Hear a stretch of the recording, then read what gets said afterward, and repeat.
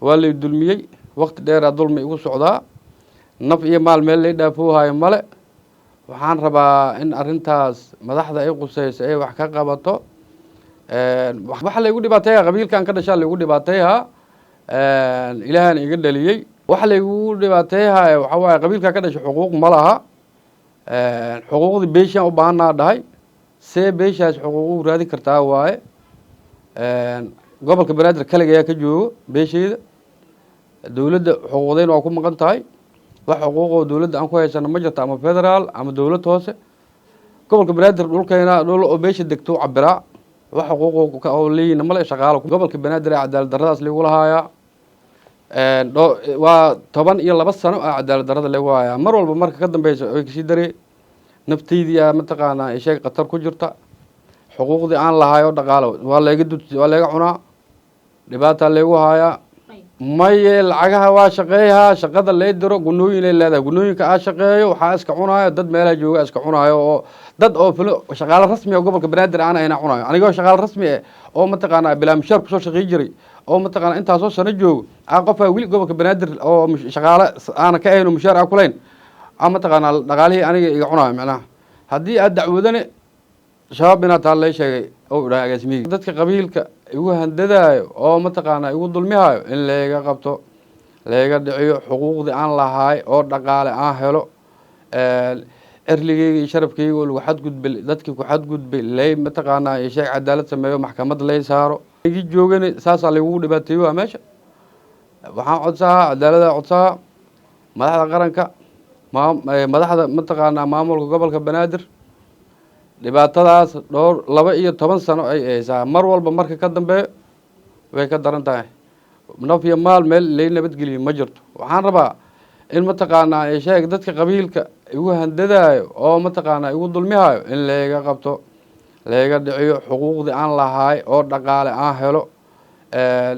erligeyga iyo sharafkeyga oo lagu xadgudbay dadkii ku xadgudbay lay mataqaanaa ay sheeg cadaalad sameeyo maxkamad anigoo ah Sheekh Cali Xasan Maxamed waxaan halkan cabasho ugu gudbinayaa madaxda qaranka oo ugu horeeya madaxweynaha ra'iisul wasaaraha gudoomiyaha baarlamaanka waxaan kaloo cabashadeeda u gudbiyaa maxkamadda ciidamada qalabka sida waxaan ahay shaqaalaha gobolka banaadir waxaan soo shaqo bilaabay waqti aad u adag oo dawlad qof u shaqeeyay la dilaayo 2009 aan soo bilaabay ilaa iyo haddaan shaqeeyay iyadoo mushaar aan la qaadaynin waxaan ku xilal kala duwanaan ka soo qabtay gobolka hanti dhowrka elboorka soo noqday degmooyinka mataqaanaa dawladda hoose wakiil lagu noqday meelo kala duwanaan ka soo shaqeeyay darajaan lahaay darajadeedii wixii kulli waa laga qaaday xuquuqdeedii waa la dudsiiyay iyadoo qabiilnimo la adeegsanayo shabaab taana waa leeyahay shabaab weligay ma naqan mana naqan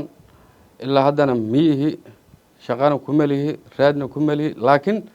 shaar qabiilaa mataqaanaa la igu dulmiyaa gobolka banaadir dad mas'uuliyiin ah waxay igu dulmiyayaan shaati qabiil shaatigaas qabiilka oo la igu dulmiyaa waxaan rabaa cadaalad aan u baahanahay madaxda qaranka gudoomiyaha gobolka banaadir ninka hadda fadhiyo Mongaba waxaan u baahanahay gobolka banaadir ee cadaalad darradaas lagu lahaaya waa 12 sano cadaalad darrada lagu haaya mar walba marka ka dambayso ay kasii daree nafteydii mataqaanaa ay sheeg qatar ku jirta xuquuqdii aan lahayo dhaqaalo waa laga cunaa dhibaata lagu haaya waxaan codsahaa cadaalada codsahaa madaxda qaranka cadaalada ka codsahaa gudoomiyaha gobolka banaadir ee arrintan qusayso oo dulubka meesha uga dhacayo oo mas'uulka ka ah waxaan ka rabaa cadaalada ka rabaa shabaab ta markii la yiri agaasimiyaha amniga gobolka banaadir u tagay waxaan dhahay warniyo agaasimiyiga saasoo u dhahay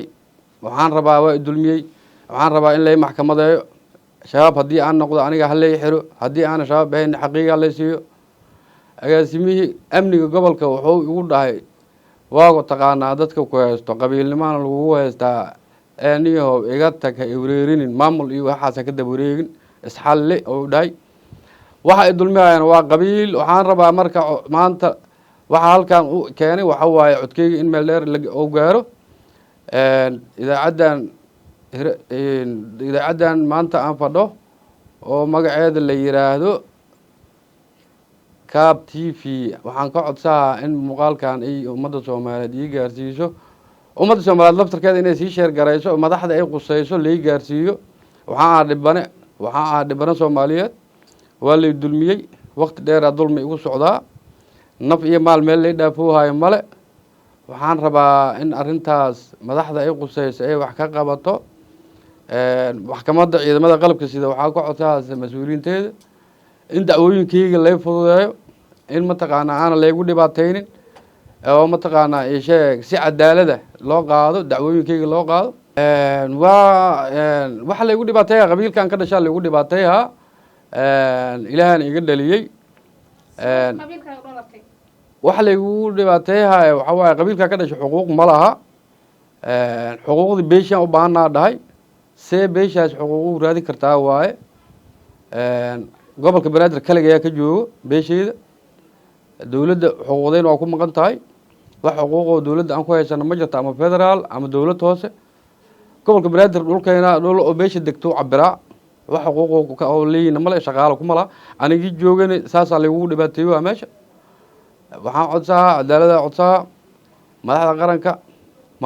madaxda mataqaanaa maamulka gobolka banaadir dhibaatadaas dhowr 12 sano ay haysaa mar walba marka ka dambeeyo way ka daran tahay naf iyo maal meel lay nabadgeliyo ma jirto waxaan rabaa in mataqaanaa sheeg dadka qabiilka igu handadaayo oo mataqaanaa igu dulmihayo in layga qabto layga dhiciyo xuquuqdii aan lahaay oo dhaqaale aan helo erligeyga iyo sharafkeyga oo lagu xadgudbay dadkii ku xadgudbay lay mataqaanaa sheeg cadaalad sameeyo maxkamad lay saaro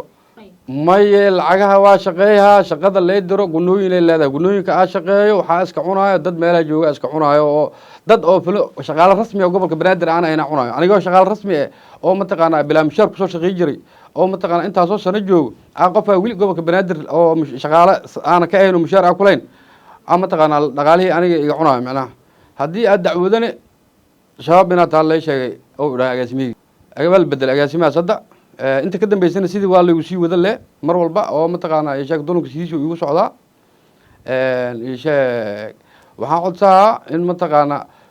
waxaa kamid a gudoomiye gobol hawr istaagaan waxaan dhahay iyo shaqaale 400 gaaraayo oo gobolka banaadir maaliyadda iyadoo laga hadlaya waxaa dhahay dhibkaas igu dhacay gudoomiye gobolka banaadir waxbaa ka qabo waaye sheeg waa ka xumaa aada uga xumahay in aan gaaro gudoomiye gobol hortiis aan istaago oo dhowr dhibaatadaas lagu haya oo wax ka qabo waayo ay ugu dhacday duq magaalada 400 oo shaqaale ah soo kor qudbeen u sheegay way joogaan markhaati waaye 400 oo shaqaale oo shaqaalihii jooga taagan yihiin way joogaan way marag furayaan gudoomiyaha gobolka agaasimo guudo wuxuu dhahay arrintaada ninkaan iska arkaynaa wax iga qabta ma arag gudoomiyaha gobolka banaadir wuu ka gaabsaday arrintayda waxaan codsahaa cadaalada codsahaa